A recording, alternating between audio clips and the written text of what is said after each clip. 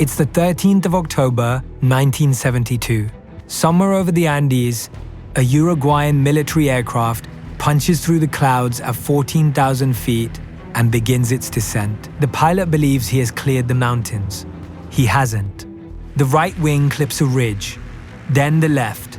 The fuselage tears apart at 200 miles per hour. 12 people die on impact. The rest, 33 survivors, are scattered across a glacier at 3,600 meters, in one of the most remote places on Earth. No one knows where they are. Rescue is coming. They can hear the planes searching overhead. What they don't know is that in 8 days, the search will be called off.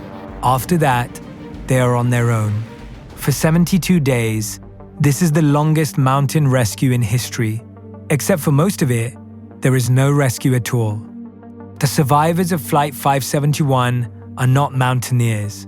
They are Uruguayan rugby players, aged 18 to 25, traveling to play a match in Santiago. Most have never seen snow. None have any survival training. The Andes are not a place you survive by accident.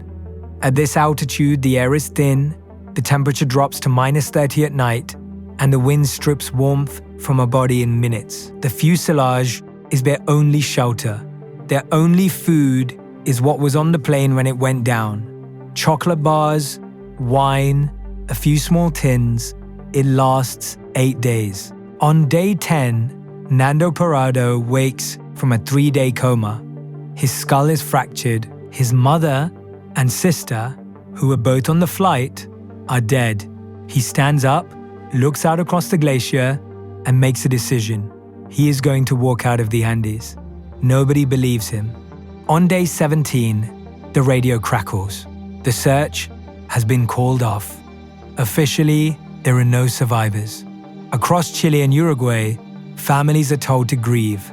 Funerals are held. The world moves on. On the mountain, Gustavo Nikolic holds up the radio so the others can hear it clearly. Everyone is quiet.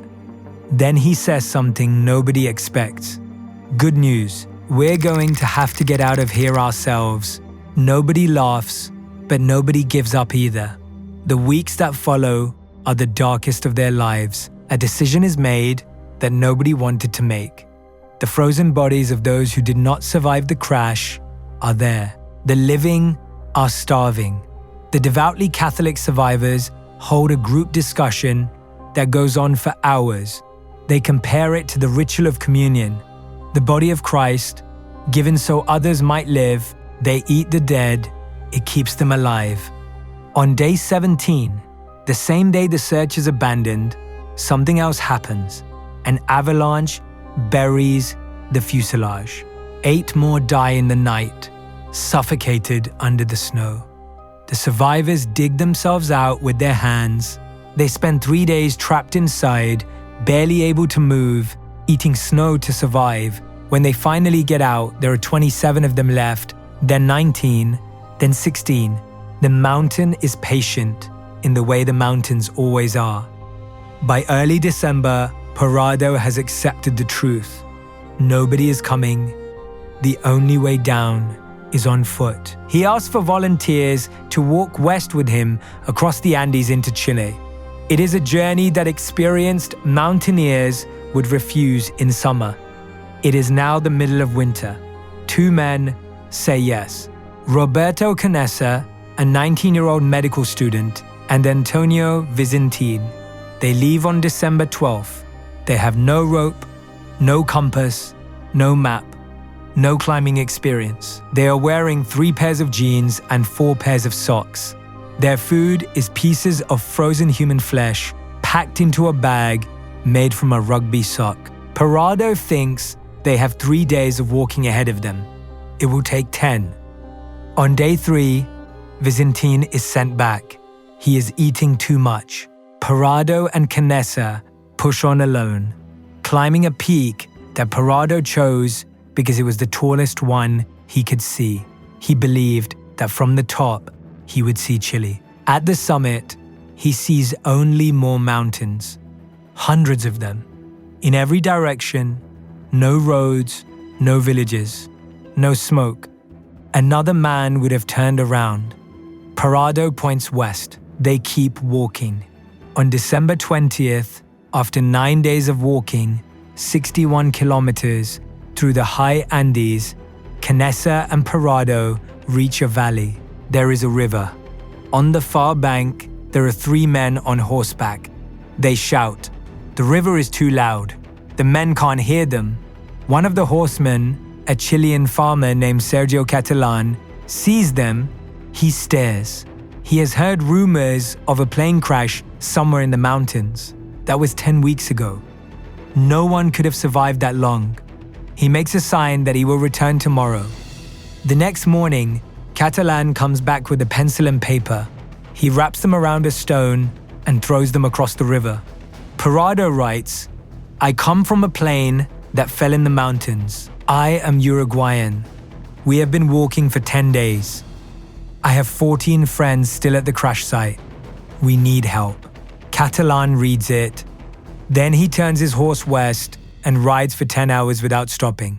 At the military post, the soldiers read Parado's note and don't believe it. Nobody survives for 10 weeks at that altitude. The 2 men are probably lost hikers who have found the wreckage. They send word up the chain of command anyway. By evening, the story has reached Santiago. By morning, 3 helicopters are in the air. Back at the fuselage, the remaining 14 survivors know nothing. They eat their morning ration. They wait. Several have stopped believing anything will ever change. Then someone hears something. The helicopters arrive on December 22nd. Parado is in the lead aircraft, guiding the pilots through the peaks by memory. When the fuselage comes into view, the pilots can barely believe it. A white plane against white snow, invisible from the air. They could have flown over it 100 times and never seen it. The survivors below have heard the rotor blades. They are running. Some are crying, some are too weak to stand. The altitude is too high for the helicopters to carry everyone in one trip. The weather closes in. They manage to take 6 people on the 22nd. The remaining 8 spend one final night on the mountain. On the 23rd of December, all of them come down. 72 days after the crash, the last survivor leaves the Andes. 16 men survived. 29 did not. When the truth of what they had eaten came out, the reaction was immediate and ferocious. They were called monsters. Then the families of those who died spoke.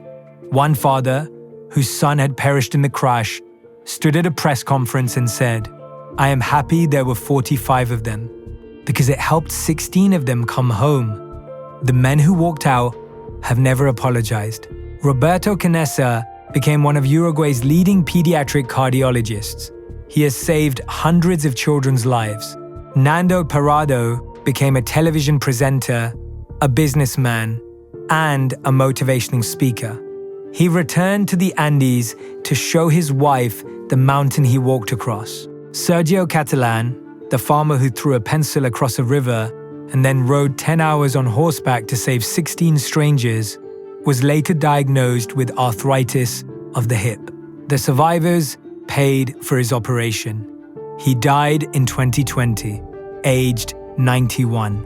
The survivors gather every year on December 22nd to mark the day the helicopters came. They still do.